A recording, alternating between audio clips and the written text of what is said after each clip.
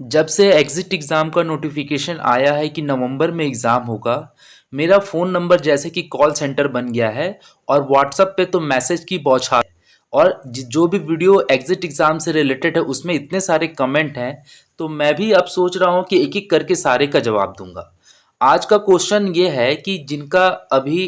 Final year का result तुरंत-तुरंत आया है और वे प्रैक्टिकल ट्रेनिंग स्टार्ट कर दिए हैं हॉस्पिटल में और अक्टूबर नवंबर के बीच में उनका प्रैक्टिकल कंप्लीट हो जाएगा, तो क्या उनको एग्ज़िट एग्ज़ाम देना होगा? तो देखिए, इसमें आपको मैं पहले भी कमेंट के माध्यम से बताया हूँ और व्हाट्सएप में भी मैं जो मुझसे ये सवाल कर रहे हैं उनको मैं बोला हूँ कि एग्ज़िट एग्ज़ाम का जो नोटिफिकेशन आया है उसके अभी एग्जामिनेशन फॉर्म भरने की डेट आएगी। एग्जामिनेशन फॉर्म भरने से पहले अगर आप हॉस्पिटल ट्रेनिंग कंप्लीट कर लेते हैं और आप अप्लाई कर देते हैं रजिस्ट्रेशन के लिए, तो आपको एग्ज़िट एग्ज़ाम नहीं देना होगा। लेकिन अगर मान लीजिए कि नवंबर में आपका ट्रेनिंग कंप्लीट हुआ, मान लीजिए 10 नवंबर को आपका ट्रेनिंग कंप्लीट होता है हॉस्पिटल ट्रेनिंग का और आप 11 नवंबर या 12 नवंबर को अप्लाई कर देते हैं रजिस्ट्रेशन के लिए और उस समय तक फॉर्म भरने का कोई डेट नहीं आता है एग्ज़िट एग्ज़ाम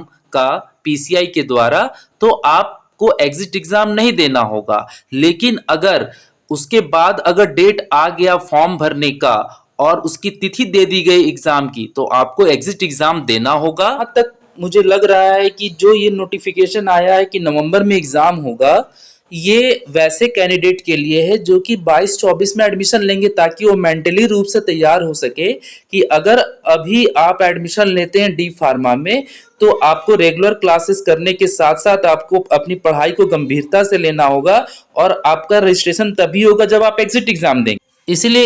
इंतजार कीजिए कि जल्द ही एक और नोटिस आएगा एग्ज़िट एग्ज़ाम से रिलेटेड, जिसमें ये क्लियर होगा कि जो सेशन पहले से पढ़ाई कर रहे हैं बच्चे, उनको एग्ज़िट एग्ज़ाम देना पड़ेगा या नहीं देना होगा या क्या होगा, सारी चीज़ें उसमें क्लियर होंगी। तो फिलहाल आप ये मान के चलिए कि अगर एग्ज़िट एग्ज़ाम होता भी है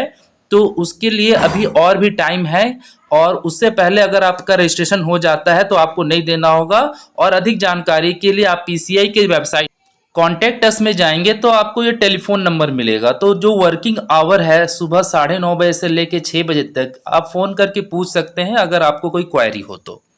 मुझे उम्मीद है कि उनके द्वारा सही जवाब आपको ज़रूर दिया जाएगा।